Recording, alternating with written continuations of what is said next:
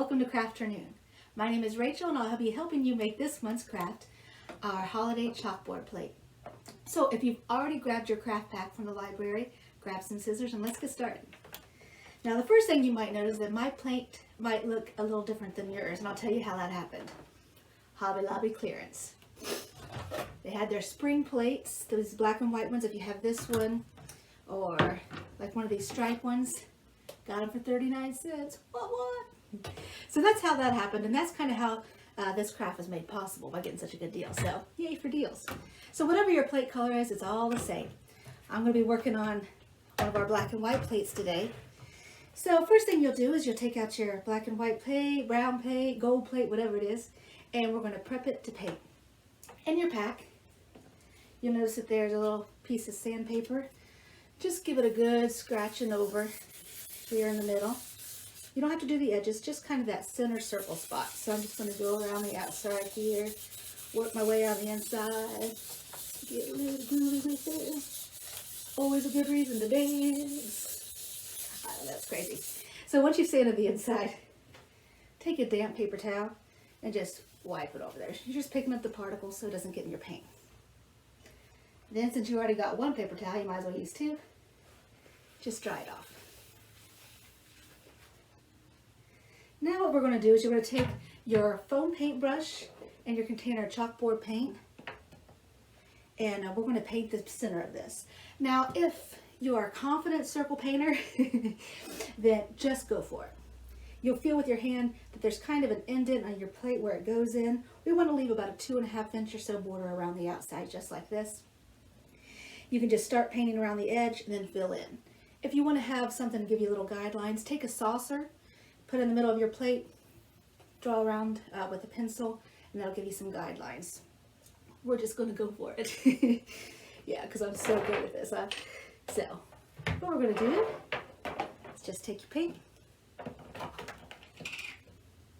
dip it in there, and ultimately we're going to give this 2 coats of paint. But you're going to just start with one, and I'm sure my circle's going to look a little wonky because I'm doing it like this.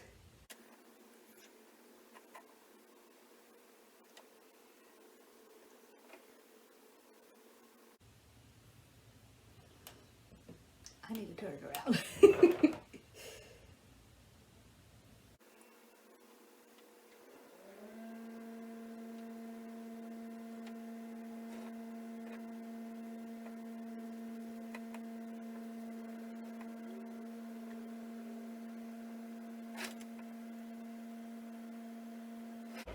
Alright, and there you have it. You notice it's not so perfect, but this is the first coat, so it might look a little thready right now, but don't worry about it because you can fill in any shady spots there with your second coat to give it another coat. And if you have another paint and you want to give it a third, go for it. But right now we're going to set this aside to dry.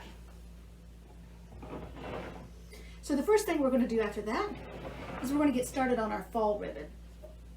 So you see here is our orange and burlap ribbon. You might notice this ribbon from last month's craft, some of it's left over. Mo money, mo money. So what we're going to do is take your 3 pieces of orange ribbon and your burlap ribbon. Now they're different sizes, so take your smallest of your orange ribbon, lay that flat on the table in front of you, and then take your burlap ribbon with the lace on top. So the lace should be facing upward. Set those so they're flat on the table. It'll look like that, but flat. Now they'll want to curl up, so if you have something handy nearby, I just put a little rock on mine to keep it down. That's great. Now take the largest of left that's of your orange ribbon here, and you're going to take these 2 cut ends, overlap them, leaving about 1 inch or so, make a loop. Do the same thing with the remaining orange ribbon, make a loop, overlapped. Now with the big one on the bottom and the smaller one on top, you're going to make kind of a figure 8 like this, or a snowman, whatever you want. And then you're just going to squish those down together right in the middle, and it'll look like that. And then turn it to the side, and then we're just going to, in a minute here, I got ahead of myself, set it down on those other 2 ribbons, just like that, still squished. And now you're going to pinch them together. So it'll look like this, and then you're going to pinch these things together like this. Now it'll look kind of wonky, and you're like, ooh, this is not gonna look good. Don't even worry about it. With your other hand, grab one of your pieces of wire, and then we're just gonna twist that around your middle. Kind of make sure it's in the middle, because you want to have about an equal, it's hard to see this wire, but here's one here, equal in the middle. Give it a good twist, theoretically, like that. Twist a couple times around, and your bow will look like this. Leave your tails, because we're going to use those connect these to our plate.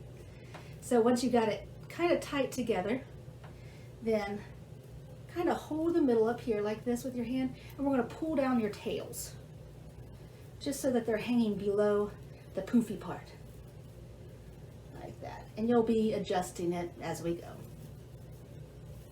So once you got those kind of pulled down like that, then you can kind of fluff out your orange ones on top. The glare's a little bad. There you go. Like this, and you have your tails down below, kind of even them out. Now what I like to do is I like to take my scissors and cut a V in the bottom of the ribbon. And you can do it to both the ribbons, the burlap and the orange. I'm going to leave my orange square so it'll show through the V on my burlap. So just start at the corner, do a halfway cut like that at an angle, just like that. And then at the next corner, to connect to that top, it'll look just like that. And you do the same thing to your other ribbon. Now, I have to tell you a story about these pine cones. I was looking on Amazon trying to find some pine cones, but pine cones are crazy expensive on Amazon. So I thought surely I could find some pine cones. So I looked and all I could find was the big ones and all these little tight little ones that hadn't opened yet. And I thought, oh man, I really want to do some pine cones. So thank you, Pinterest. I found out that you can soak them in vinegar and water.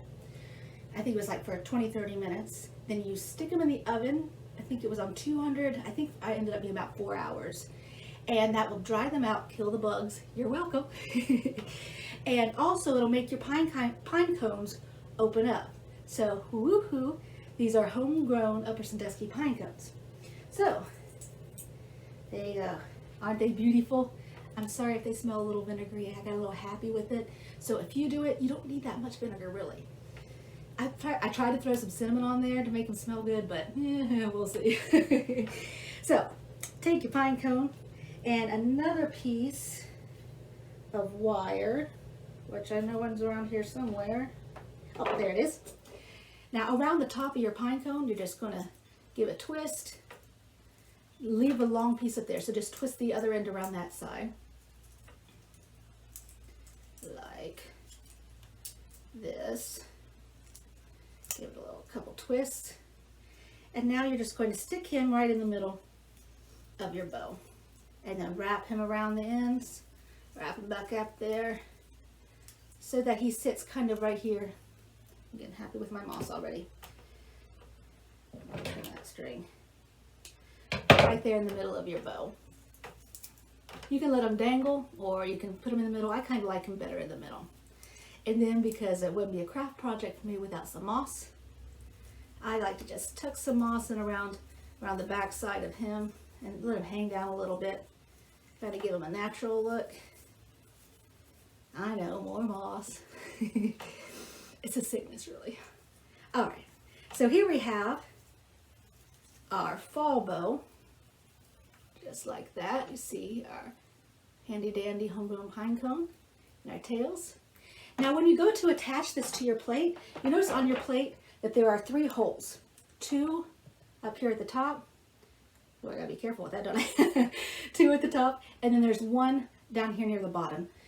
The 2 holes at the top is where you're going to be attaching your ribbon. All you'll do is you'll take those 2 wires that we left at the top, thread 1 through each hole. I'll use this one so I won't get that one all wet. Thread it through the hole in the back. Can you see that up there? And then twist those together. And if you have enough wire, you can make a loop so that if you want to hang it on the wall, you already have a hanging tool wadgy thingy pop. I don't know what it's called. Loop. There you go. So, and that's how you'll be attaching that. So you'll do the same thing for your Christmas ribbon. You'll lay down the smaller of the two. Let me get this out of the way. You'll lay down your smaller red ribbon. Oh, I guess this is the smaller one, isn't it? With your berry one on top, lay that down. You'll make loops out of your top two. Big one and small one. A loop and a loop. Make yourself a snowman. Squish them together. Set them on top. Put your wire around them. Twisty, twist, twist. And then you'll pull your bottom legs down here. And if you want to, you can cut that V in them. The only thing different for this ribbon is that you'll be adding your bell instead of the pine cone. You'll have a gold thread threaded through the top. So it gives you, I'm not good at threading very well. So thread it better than I am through the top. Tie it around the center, just like we did the pine cone. And then instead of the moss, you're going to add a little piece of this greenery around the top. Just twist it around there, and that'll give you that look. So just a bell and greenery instead of the moss and pine cone. And you'll have this look. And again, just make sure you leave those tails with your wires on the back, and you can just thread it through the top, and you have your bow for Christmas. Now we're almost done. We're in the home stretch.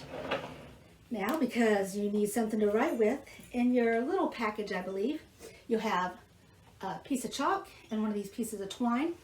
Just wrap your twine several times around the chalk and knot it like so.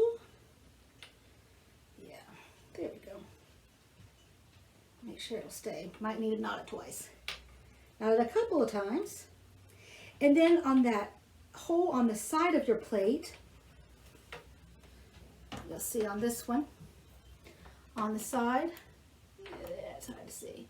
What we're going to do is we're just going to thread this in through that hole. Where is it on this one? Oh, there it is. So you just thread it through the hole. Thread it through the hole. I'm having threading issues today. Okay, there we are. And so it'll look like that. Now, all you have to do is tie several knots in the back so that the knot is bigger than the hole so it won't pull through. And then it will look just like this. See, I still have a little bit of a tail back there. You can trim that off, but that way you can tug it and it won't come through. And there you have it. You have your holiday chalkboard plate. And you can use it for Thanksgiving or Christmas. Heck, you can keep it out. You can change it around for Valentine's Day. You know, I love you because, or I'm lucky to have you for St. Patrick's Day. Whatever you want to do. The ideas are endless. So, thank you so much for joining me today. And I'm just so thankful that I get to do this with you guys each month.